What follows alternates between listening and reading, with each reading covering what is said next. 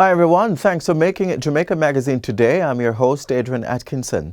Over the next 30 minutes, we're looking at a program to provide children with digital devices for e-learning and seeing how you can improve your parenting skills.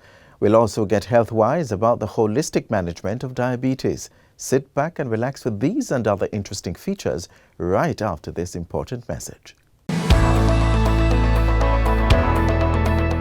My name is Venice Blackstock Murray. I am an Assistant Director of Public Prosecutions in the Office of the Director of Public Prosecutions. We are extremely grateful to the EU for the contribution it has made to the justice system. We have benefited from the implementation of audiovisual technology within the courts, which allows us to take evidence from witnesses who will not be able to attend court personally. We know that the collaboration with the EU and the Ministry of Justice will help Jamaica to obtain a first-class justice system.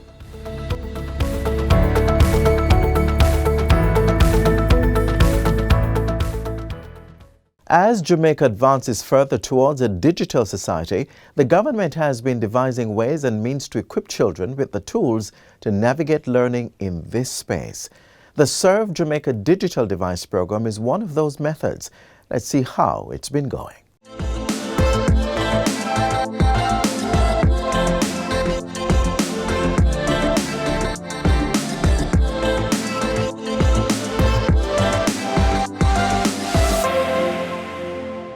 Laptops, tablets, and smartphones are a few of the devices being used by students since they transitioned to online learning from the onset of the COVID-19 pandemic in March 2020. This has prompted the government to accelerate its Tablets in School drive. The Ministry of Education has projected that by the end of the 2021 school year, approximately 122,000 devices will be distributed. The most recent vehicle through which these tools are getting to students is the Serve Jamaica Digital Device Program. $329 million is allocated to purchase digital devices for needy students under this program.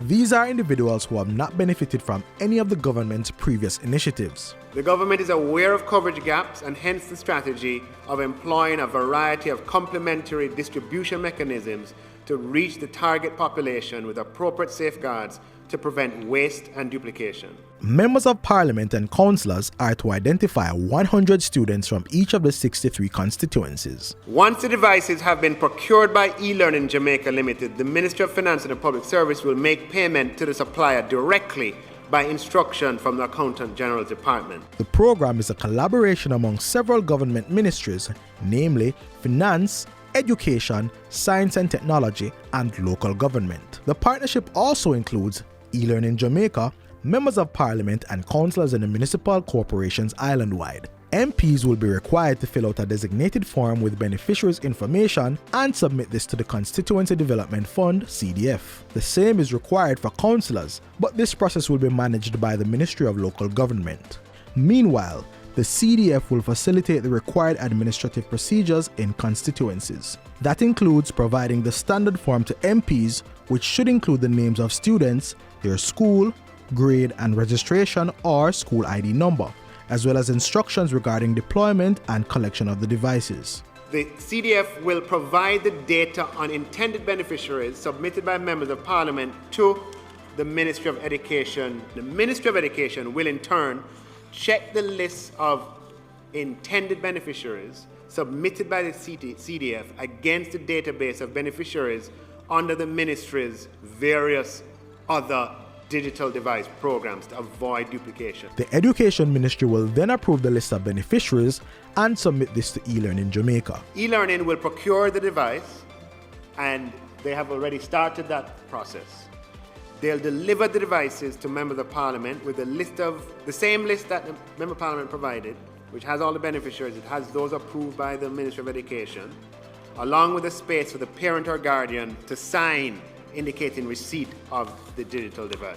Following the distribution, MPs and councillors are required to return the signed forms as evidence that the approved beneficiary has received the device. The Finance Minister says procurement has begun and the learning tools will be available in August for the new school period. It's important to note, though, that the Serve Jamaica Digital Device Program does not replace existing initiatives by the Ministry of Education. It cannot replace it. This is a smaller program in size. It merely complements and supplements the larger central government initiative. The Serve Jamaica Digital Device Program, a subset of the $60 billion Social and Economic Recovery and Vaccination Program for Jamaica, helping to lay the foundation for Jamaica's recovery from the learning loss caused by the coronavirus pandemic.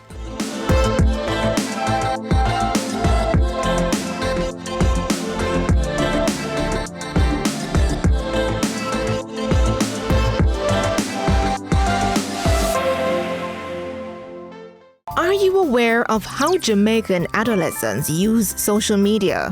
What do they do online? What do they post? Do you know if they are being harassed?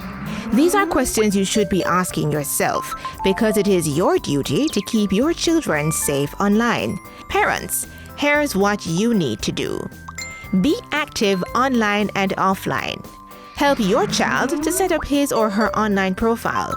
Make sure you familiarize yourself with the different social media applications that they use and set some rules. Protect our nation's children and save them from cybercriminal attacks. Children need proper guidance and positive experience as they grow and develop. Good parenting is important to ensure they stay on the right track. If you are a parent pondering on the things you should be doing, this next feature provides some useful tips to improve your parenting skills.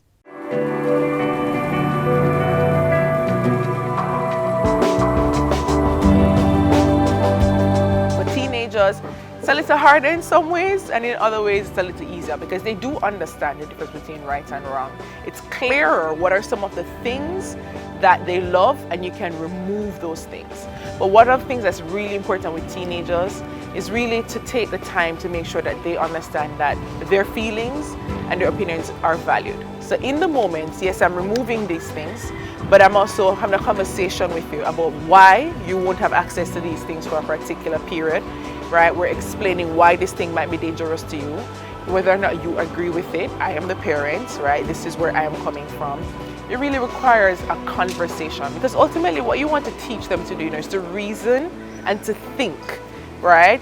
You don't want to just be disciplining and you're not helping them to think through it and to use proper judgment and reasoning skills. And so those are some of the things that you can try. If the child becomes stubborn, the child is more obstinate, and the child has a fixed mindset, if you will, that this is what he or she is going to continue to do, then you might need professional help.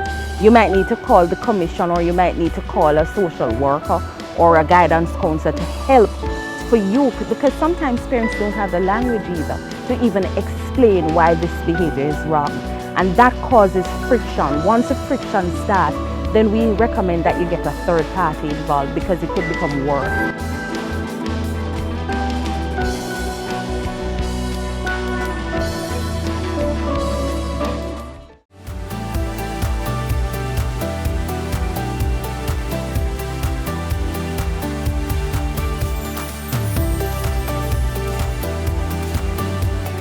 Can be very frustrating, and a lot of times people don't feel like they really have an answer to everything, and the truth is that that is the reality.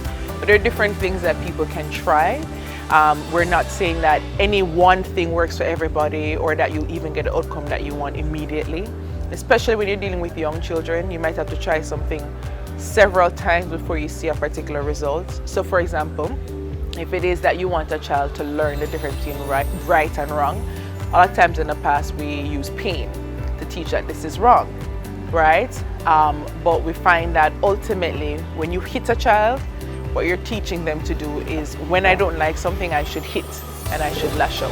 What you want to try in a situation like that, you can try removing privileges. If there are things that the child might love to do, or even the age-old timeout, where you say, listen, for this period, you have to sit by yourself, there's no communication, there's no talking, sit down and be still. Sometimes you have to physically just hold your child and help them to breathe through it, because you have some children where they have so much emotion and so much anger and they want to get it out, that it's really difficult for them to regulate it at such a young age. And so you have to physically hold them, put your hand on them, help them to breathe through it until they're calm. And with children, even if they don't understand necessarily the big concept of right and wrong, they can sometimes understand tone, right? And tone is not the same thing as lashing out and using certain words and calling them different names. Tone is being firm and saying, I do not want you on this. So for example, if a child keeps going off on something, you might have to take them off it 10 times, right? And continue to reinforce with the same tone and consistency that you do not want them on this. And also for younger children, sometimes you have to be the one to remove whatever it is that you don't want them to interact with from the environment, right? Because they're so young and so impulsive, you can't necessarily leave it to them to understand I shouldn't touch this thing, right? So that's how we deal with the younger children.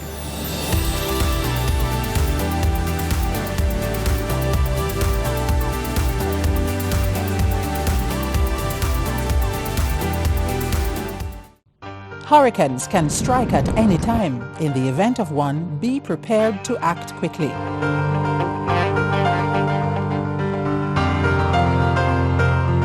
If a hurricane watch or warning has been issued, review your home disaster response plan. Map out likely routes to evacuate if your home is at risk and confirm with relatives or friends you plan to stay with. Also, confirm the location of the nearest shelter. Check your emergency supplies and restock if necessary. Remember, disasters do happen, so be prepared. Diabetes is one of the lifestyle diseases that can be managed through behavior change. It's important to pay attention to what you eat, taking the appropriate medication as prescribed, and regularly exercise. A holistic approach is needed to treat and even prevent this condition. Let's be health-wise.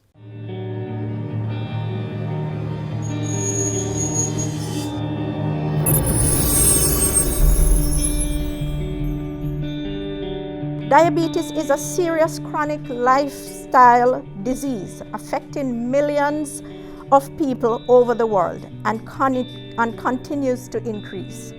Diabetes affects how your body turns food into energy. It is a disease in which your blood glucose or blood sugar levels are too high, and glucose comes from the food you eat.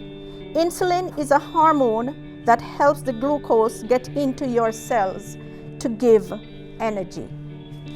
Sometimes your body doesn't make enough or any at all, doesn't make any insulin, and so it doesn't use the insulin well. Glucose then stays in your blood and doesn't reach your cells. Over time, having too much glucose in your blood can cause complications. Example, situations with the kidney, heart disease, and so on. Although diabetes has no cure, there are steps you can take to manage your diabetes and stay healthy.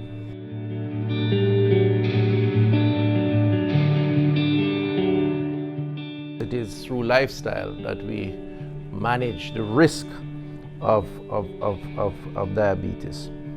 Those behaviors include increased physical activity, a healthy diet, routine health checks, and strict adherence to medication.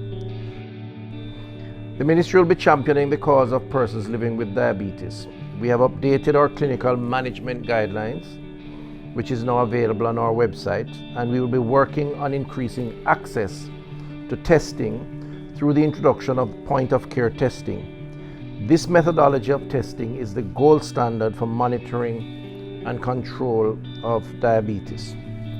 Our agency, the National Health Fund, will continue to support persons through the provision of diabetic medication and supplies, and I encourage persons with diabetes to enroll in the NHF card program to access this benefit.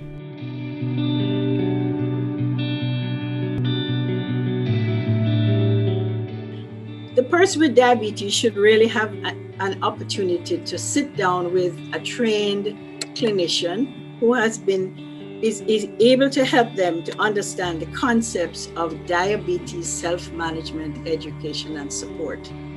There are 4 core areas the patient must begin to understand. How and when to take medication. That's the first one. If you take insulin, then you need to know how does your insulin work and how do you eat in relation to the insulin. Then there are the people who have type 2 diabetes, which commonly start off with education on activity and just healthy nutrition. And then we add 1 of 5 classes of oral agents.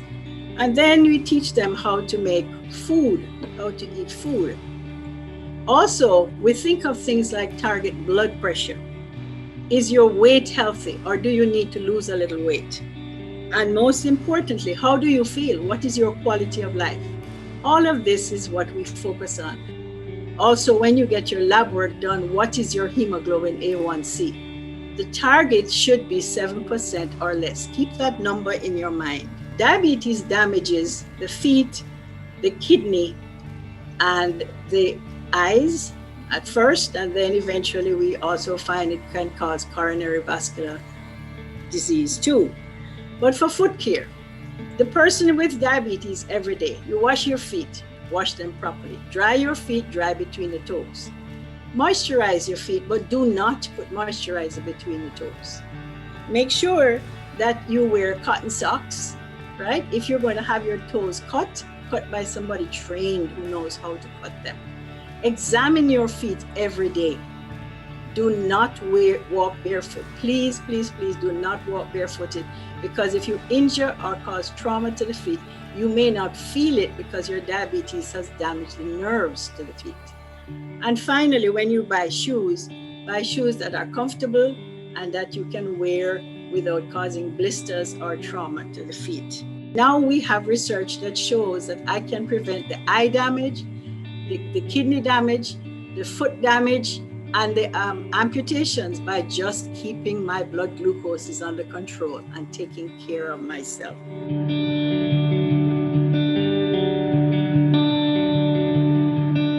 There's no such thing as a diabetic diet, but it's all about how much I eat, the timing of my meals. So it's your portion sizes is what is important. Now, what we do recommend is that persons eat at least 3 balanced meals per day and small snacks. Snacks usually mean smaller, more nourishing meals, which we usually recommend that it be your fruits, your vegetables, or you can also use your nuts. Each meal or snack should contain protein because we need it to be balanced as well. Each meal should contain at least your protein and your fat. And we also want them to select a variety of foods from all the food groups. So there is some recommendations about the amount of fruits that you should eat per day. We usually say 2 to 3 servings. We want you to include a variety of vegetables daily. We also want you to include more peas, beans, and nuts in your daily meals. Reduce your intake of salty and processed foods, and to reduce your intake of fats and oils, and that of sugary foods and drinks. You aim for foods that have high sources of fiber, such as your whole wheat bread, whole grain rice, flour. More if you're growing provisions, they will give you fiber, right? And that will slow down the rate at which your body breaks down the food, so you won't have a rapid increase in your blood sugar levels versus if you eat foods that are low in these added fibers.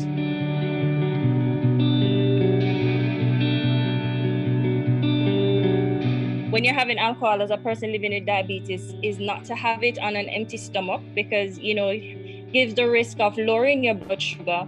And also what we want you to do is that once you have diabetes, we do not really recommend the mixed drinks, so as to say, because they usually have a sweetened base. For women, it's usually you can have a drink per day, and for men is no more than 2 drinks. And what is a drink?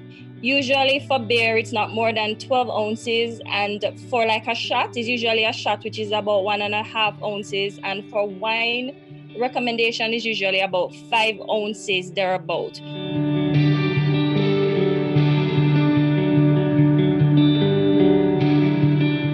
There are several researches that have shown that physical activity, when done properly, for persons who are diabetic, again, you heard it, allows you to use up glucose. For children, the recommendation is at least 60 minutes, 5 days a week of moderate to vigorous activity, and it must be a combination of muscle and bone strengthening activity. That's the recommendation for our children. For adults, it's at least 30 minutes, 5 days a week to get some health benefit, meaning increased circulation, reduced stress. And for the elderly, it's at least 30 minutes, 5 days a week. If you're a diabetic patient, these are some of the activities that are very good for you. Swimming, jogging, dancing, these activities, they're not very vigorous. You maintain them at a low to moderate pace, and it's a very effective way of managing and controlling your blood glucose or your blood sugar. If you are going to start a physical activity program, that you check with your doctor before you start, because if you have a condition, if you're diabetic, hypertensive, you have any other medical condition, your doctor will determine the intensity level, the type of activities that you can do.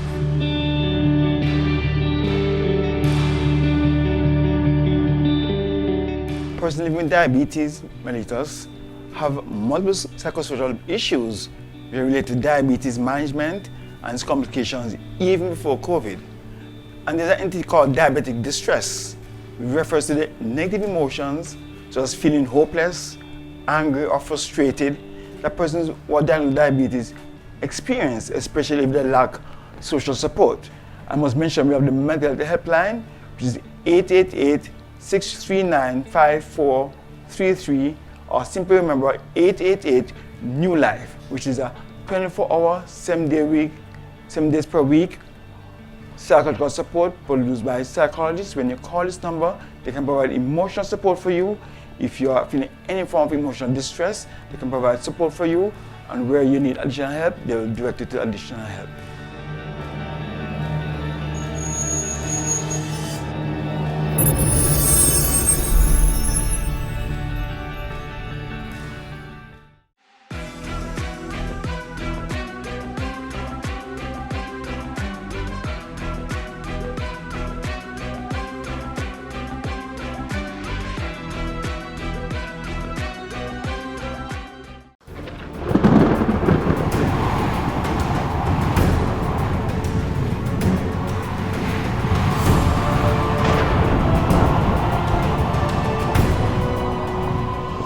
Jamaica's location in the Caribbean basin makes us vulnerable to the eventualities of the hurricane season. It is therefore critical that from June to November we always prepare for tropical cyclones.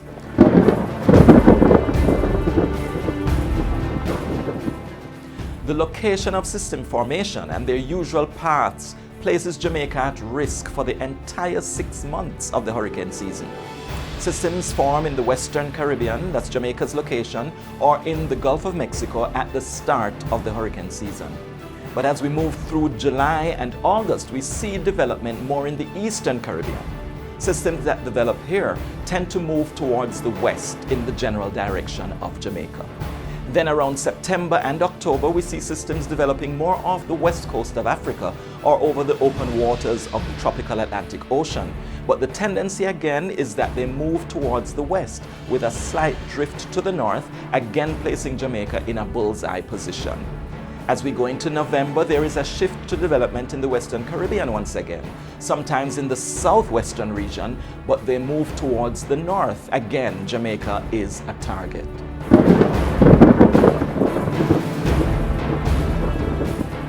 So if we look at the trends over the last 18 years, from year 2000 to 2018, we see that several systems have affected the island, such as Hurricane Ivan in 2004, Dean in 2007, or even Sandy in 2012.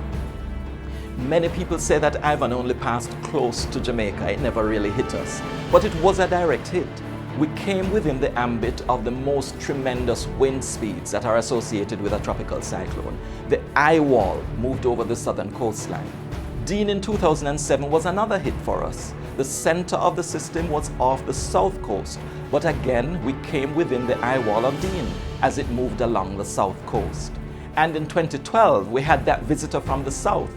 This was Sandy, moving over the eastern part of the island, making its entry near Harborview and exiting around Port Antonio on the northeast coastline. It moved across the island as a Category 1 hurricane. We also had some systems that had unexpected but significant impact over the island. We had Wilma in 2005. This was one of the most powerful hurricanes ever formed. The system lingered in the early stage of development, just off the southwest coast of Jamaica. We got 2 weeks of heavy rain, even though it did not move over the island. And then in 2008, you might remember Gustav. Gustav caused significant flooding and devastation as it moved across the country. And it was not even a hurricane, it was a tropical storm. Then there was Nicole back in 2010, which caused severe flooding even though it was not even named a tropical storm when the rains were pounding the island.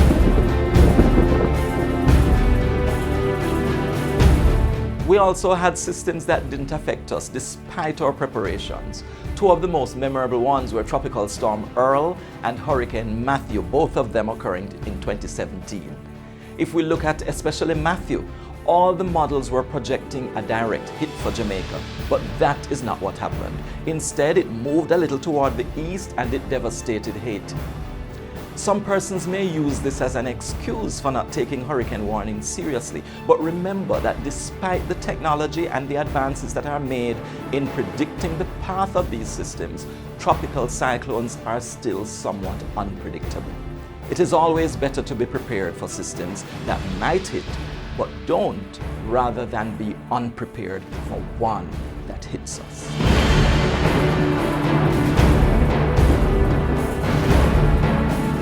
So the message I want to get out there is about being prepared all the time, because a tropical depression, a tropical storm, or a hurricane could be a threat anytime before or during the hurricane season.